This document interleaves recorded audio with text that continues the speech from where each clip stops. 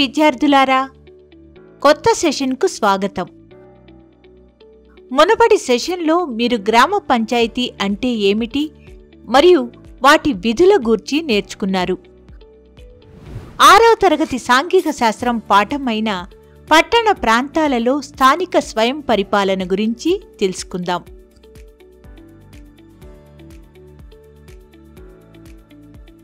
అభ్యాస ఫలితాలు. సెషన్ ముగిసే సమయానికి మీరు వీటిని నేర్చుకుంటారు. పట్టణ ప్రాంతాల్లో స్థానిక స్వయం పరిపాలన గురించి అర్థం చేసుకుంటారు.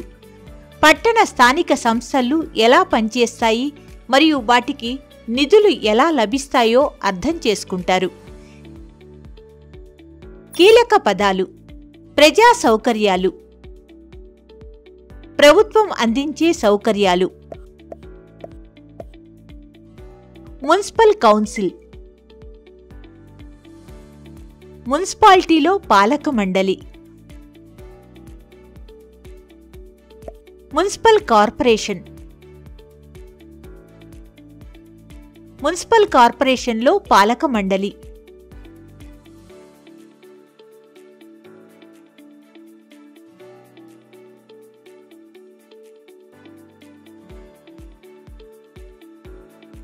కౌన్సిలర్,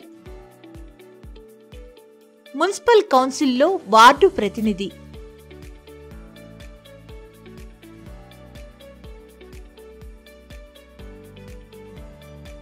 కార్పొరేటర్, మున్సిపల్ కార్పొరేషన్లో వార్డు ప్రతినిధి.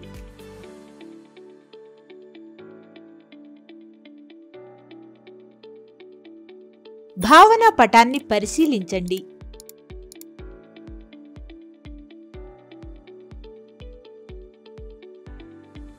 పట్టణాలు మరియు నగరాలు పెద్ద సంఖ్యలో ప్రజలు నివసించే ప్రదేశాలు. గ్రామీణ ప్రాంతాల కంటే వాటికి చాలా ఎక్కువ ప్రణాళిక మరియు సౌకర్యాలు అవసరం. అంతేకాకుండా ప్రతి సంవత్సరం ఎక్కువ మంది ప్రజలు ఉపాధి మరియు జీవనోపాధి కోసం పట్టణాలకు వలస వస్తుంటారు. కాబట్టి నగరాల పరిమాణం రోజురోజుకు పెరుగుతోంది మరియు కొత్త కాలనీలు నిరంతరం వస్తున్నాయి. వీటిలో చాలా కాలనీలు మురికివాడల రూపంలో ఉన్నాయి. వీటిలో పెద్ద సంఖ్యలో పేద ప్రజలు నివసిస్తున్నారు మరియు పని చేస్తున్నారు. అందువల్ల పట్టణాలు మరియు నగరాల్లో ప్రజా సౌకర్యాలను అందించడం చాలా క్లిష్టమైన పని మరియు పెద్ద సంస్థ అవసరం. ఈ సంస్థను మున్సిపాలిటీ అంటారు. జనాభా పరిమాణాన్ని బట్టి 3 రకాల మున్సిపాలిటీలు ఉన్నాయి. నగర పంచాయతీ 20,000 నుండి 40,000 మంది ప్రజలు. మున్సిపల్ కౌన్సిల్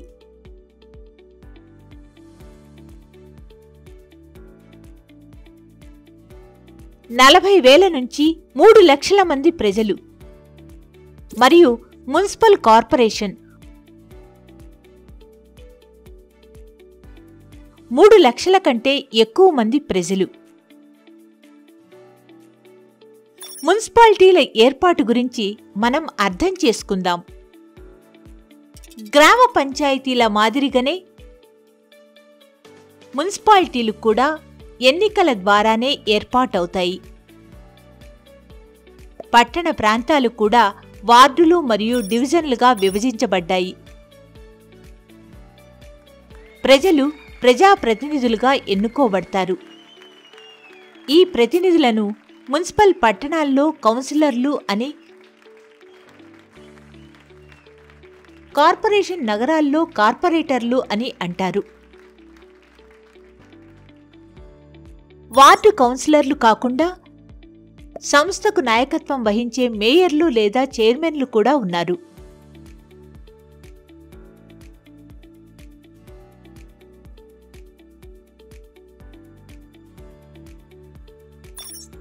ఎన్నికల విధానం ప్రకారం మున్సిపాలిటీ మరియు కార్పొరేషన్లో నమోదు చేసుకున్న ఓటర్లు చైర్మన్ మరియు మేయర్లను నేరుగా ఎన్నుకుంటారు.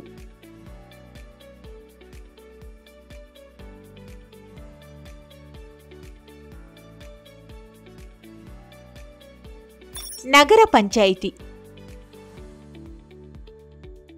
ప్రతి నగర పంచాయతీలో వార్డు కౌన్సిలర్లు మరియు ఒక చైర్మన్తో కూడిన కమిటీ ఉంటుంది.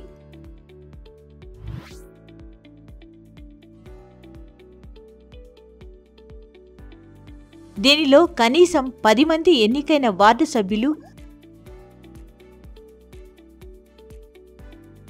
మరియు 3 నామినేటెడ్ సభ్యులు ఉంటారు. నగర పంచాయతీలోని నోటిఫైడ్ ఏరియా కౌన్సిల్ సభ్యులు 5 సంవత్సరాల కాలానికి పెద్దల ఎంపిక విధానం ఆధారంగా నగర పంచాయతీలోని అనేక వార్డుల నుండి ఎన్నుకోబడతారు.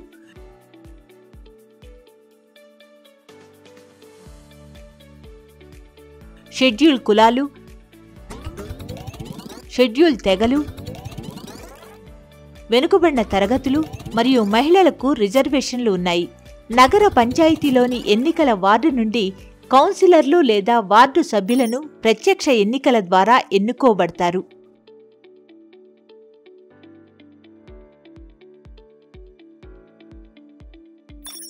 Municipal council.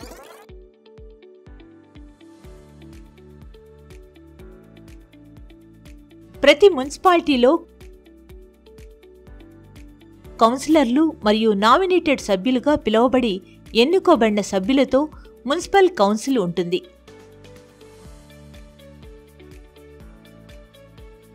మున్సిపల్ కౌన్సిలర్లను ఏర్పాటు చేయడానికి మున్సిపాలిటీ యొక్క ప్రాంతం వార్డులుగా విభజించబడుతుంది. వార్డు కౌన్సిలర్లను ప్రతి 5 ఏళ్లకొకసారి నేరుగా ఎన్నుకుంటారు. ఈ కౌన్సిలర్లు మరియు కౌన్సిలర్లోని ఇతర సభ్యులు కలిసి మున్సిపల్ చైర్మన్ను పరోక్షంగా ఎన్నుకుంటారు.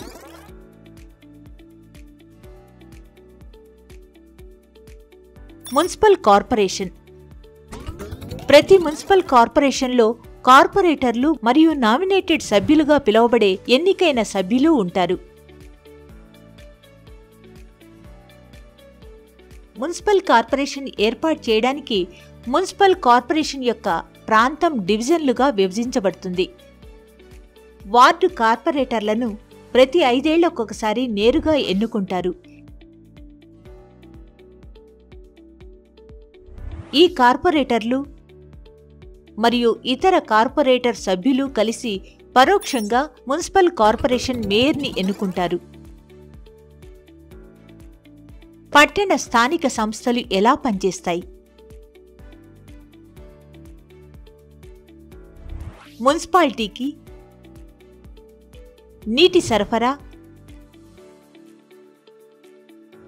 వీధి దీపాలు, రోడ్ల నిర్వహణ మరియు నిర్మాణం, డ్రైనేజీ మరియు చెత్త తొలగింపు,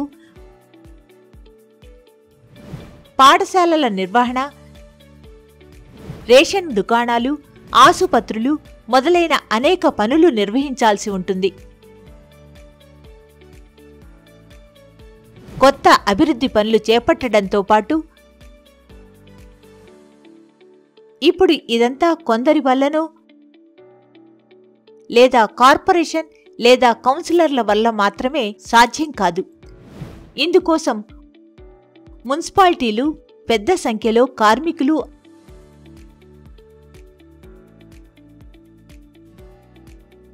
అధికారులు, గుమాస్తాలు, అకౌంటెంట్లను నియమించుకుంటున్నాయి.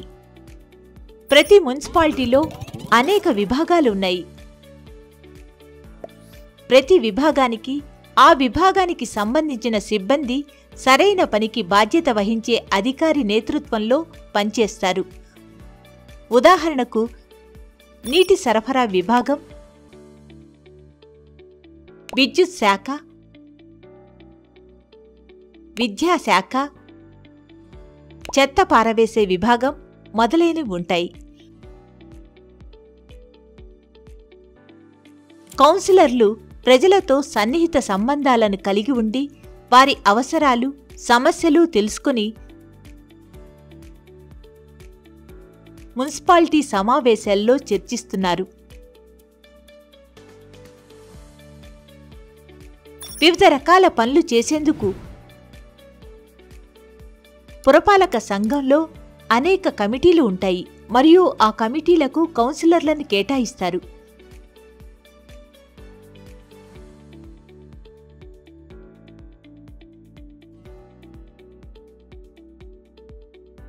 మున్సిపాలిటీ విభాగం పనితీరును సమీక్షించడం, చేపట్టాల్సిన కొత్త పనులను ప్రణాళిక చేయటం ఈ కమిటీల పని.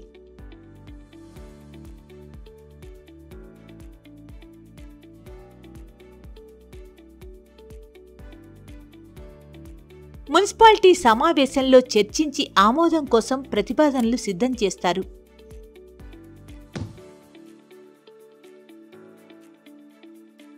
ఈ నిర్ణయాలను మున్సిపాలిటీ అధికారులు, ఉద్యోగులు అమలు చేస్తారు.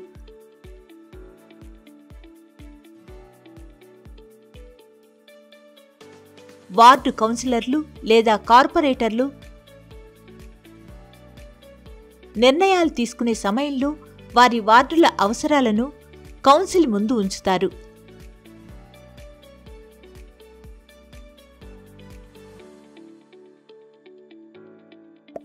అలాగే వారు తమ సమస్యలను వారి వద్దకు తీసుకెళ్లే వార్డు ప్రజలతో సన్నిహిత సంబంధాలను కలిగి ఉంటారు. పట్టణ, స్థానిక సంస్థలకు నిధులు. మున్సిపాలిటీ అనేక పన్నులను విధిస్తుంది. ఇళ్ళు, నీరు మరియు వీధి దీపాల పన్నులు, దుకాణాలపై పన్నులు, సినిమా టికెట్లు మొదలైన వాటిపై పన్నుల వంటివి. అయితే ఈ పన్నుల నుండి వచ్చే ఆదాయం మున్సిపాలిటీల పనికి సరిపోదు మరియు అవి ప్రభుత్వ గ్రాంట్లపై ఆధారపడి ఉంటాయి. రోడ్ల నిర్మాణాలు మరియు మున్సిపాలిటీల సాధారణ పనుల వంటి వివిధ ప్రాజెక్టులకు ప్రభుత్వం నిధులు కేటాయిస్తుంది.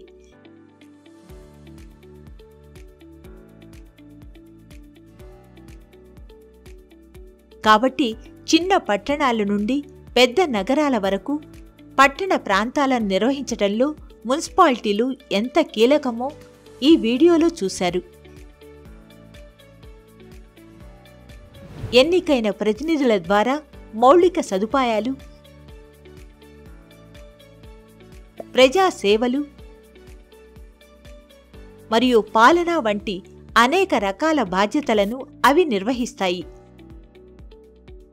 పట్టణ అభివృద్ధికి భరోసా మరియు సమాజ అవసరాలను తీర్చడానికి అవి కట్టుబడి ఉంటాయి.